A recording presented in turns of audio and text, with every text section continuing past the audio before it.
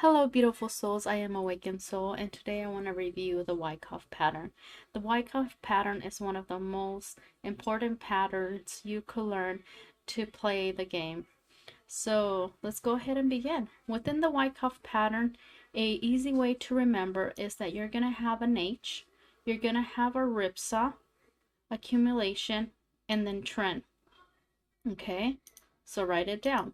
We're going to have H, ripsaw, accumulation, upside. Okay, so within the Wyckoff pattern, as you can visualize, we have a range here. So it is important to find the H's and mark your range. Wait for the ripsaw as it could tell us our direction, and then play the trend. Again, H, ripsaw, accumulation, H. Okay, but just like we could use the Wyckoff method that like a standard way, you could also use it as an inverted Wyckoff method. So let's go ahead and turn it around,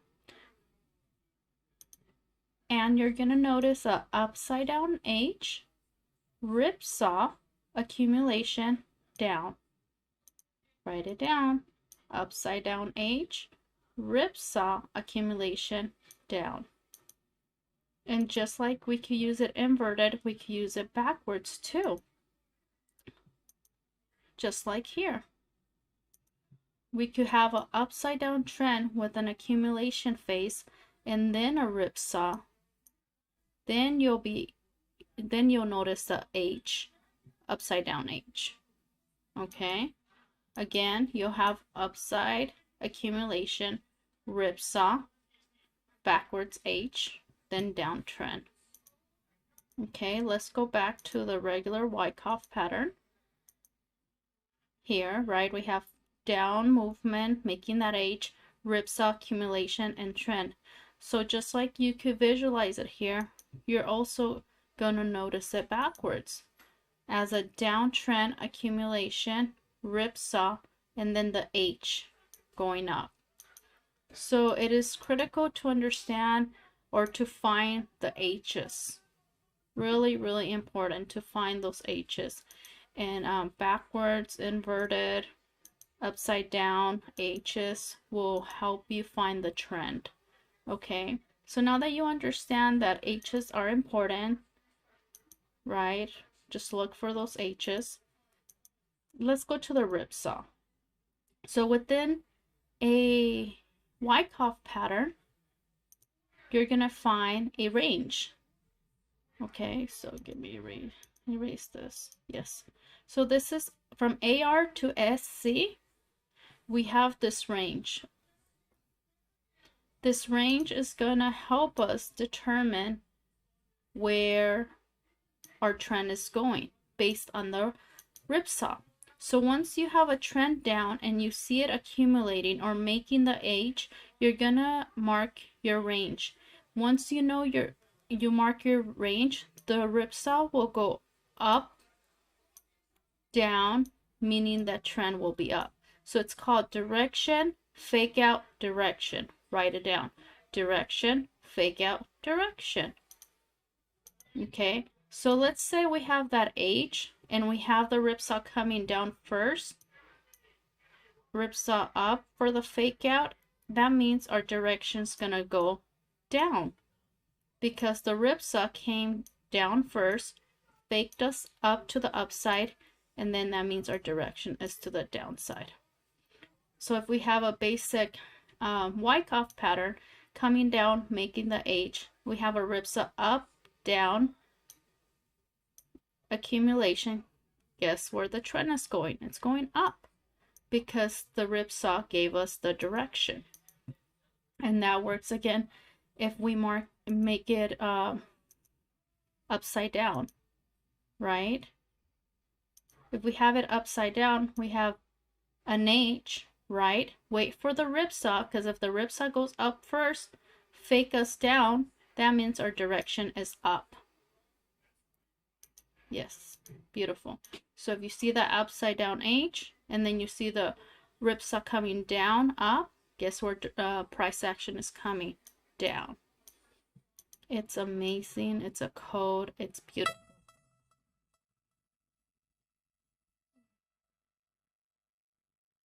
Sorry about that. Got my alarm going on here. Bitcoin's moving. All right. Put your alarms when you set trades. So now that we learn how to visualize the Wyckoff pattern, looking for those H's, let's come into the charts and find the Wyckoff pattern.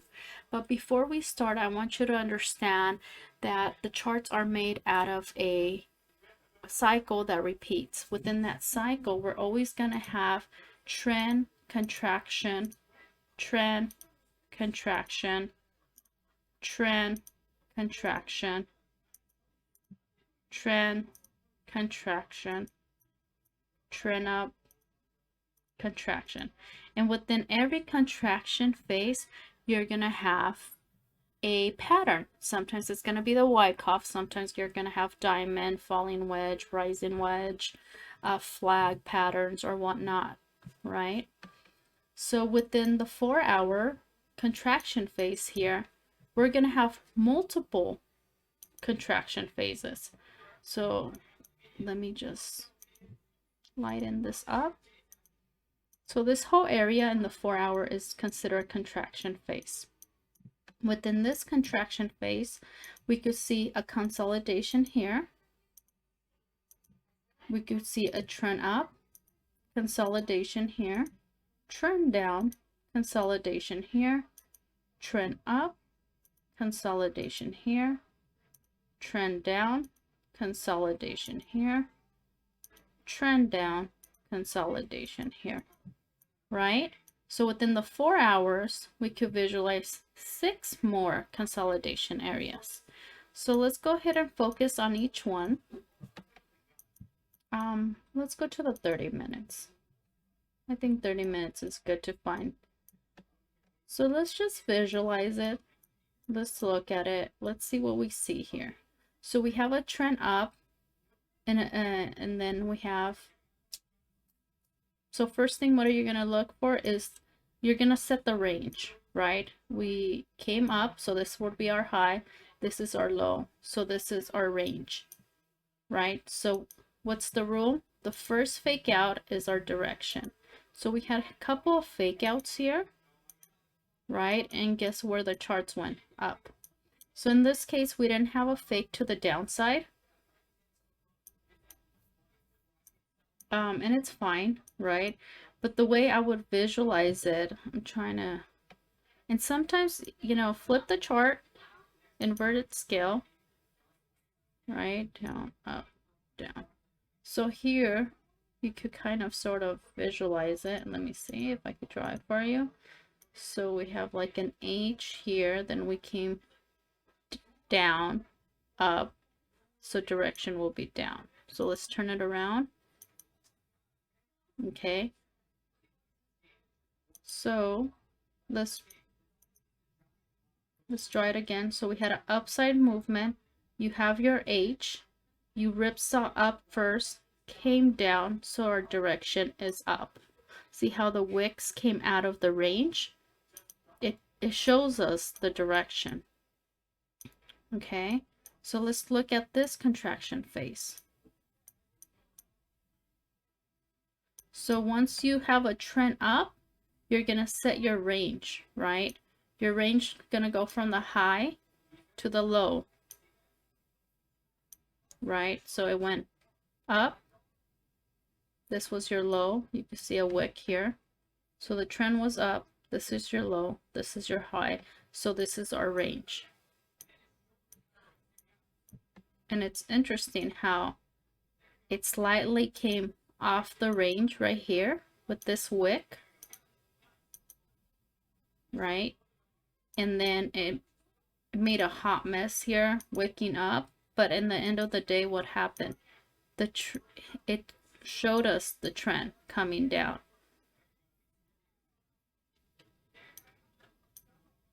Right? So I want you to visualize it. I'm trying to see how I could And again, sometimes you have to invert the charts.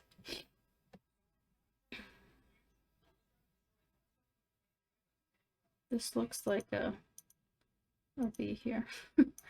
Like just a bounce here. It's funny. I see a lot of things. Okay, back to the Wyckoff. So just drawing it, but the trend is the key, right? You could have your upside down H. It wicked down, wicked up, did a lot, wicked up, right? It could make a lot. The most important thing is finding that H, finding that range, and seeing where the first wick comes out from the range. So look at this pretty upside down H. I mean, this is a picture perfect right here, right? This is an H right here. So after the H, we know it's the ripsaw. Now this took a little bit longer to play out, but we had an uptrend that made the H. It came down first, and then it made a hot mess.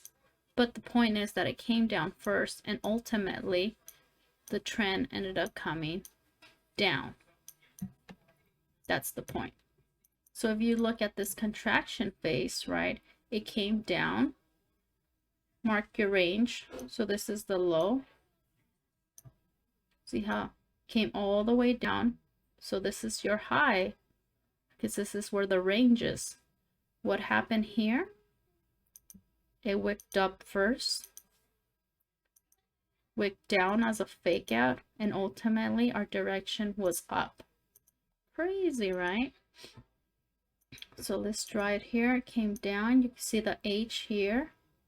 You have up, down, direction. Beautiful. That's a perfect picture, Wyckoff.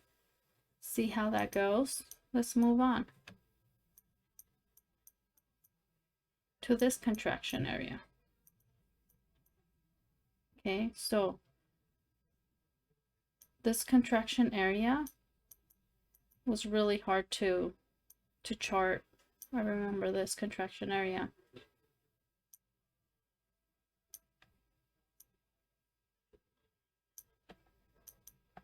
So it went up, right? The trend is up. So my range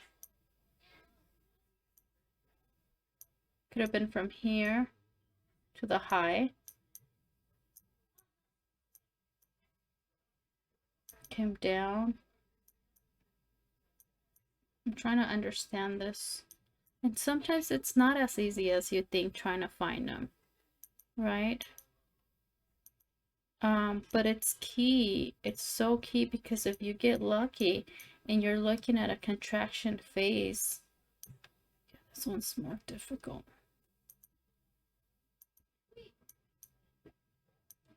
Right? So if you can't find the H, it's fine. Try to find a range. Sometimes finding a range will tell you the direction, because it depends where it wicks out. Like here it wicked up, down, then it went up. Like this was just seems like to be a top. And like I said, not every time you're gonna find a Wyckoff pattern. So let's move on to this one. So right here, right off the bat, look, I see a H here. So if you lower this right the bottom of the range, right, it's crazy. This is the top of the range. Is it a double bottom? No. So this is how sometimes it's so critical to set your range as soon as you come in, and it gives you. So see how it wicked just below, showing us our direction. So we came down. Okay, let me draw it for you. We came down, made the H. It did a hot mess, but ultimately we came down because it wicked past our trend. Here, this is the zone where we're at right now, and I've been trying to figure this out. Where are we going? just based on this range and wicking up, so I wick to the upside first, I think we're gonna have a movement to the top just based on that.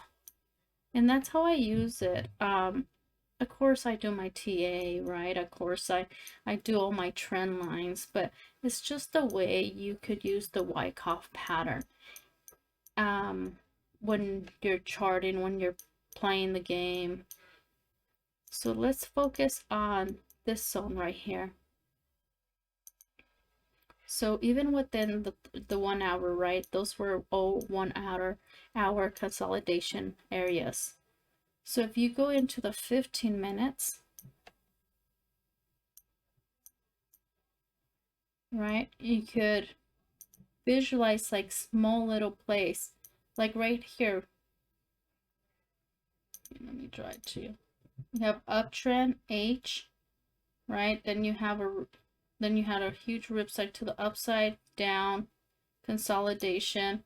So even with small time frames, you're able to find little Wyckoffs and help you to do scalps. They're a little bit more unconclusive, I would say. Like here, this could have been a nice range here. It came down H, it went up first, then it came down. Our direction ended up being up. So it takes time to notice them, but look for the H's, look for the range, and I hope that helps out. All right, guys, that's what I have. May the force be with you, and remember to do everything with love.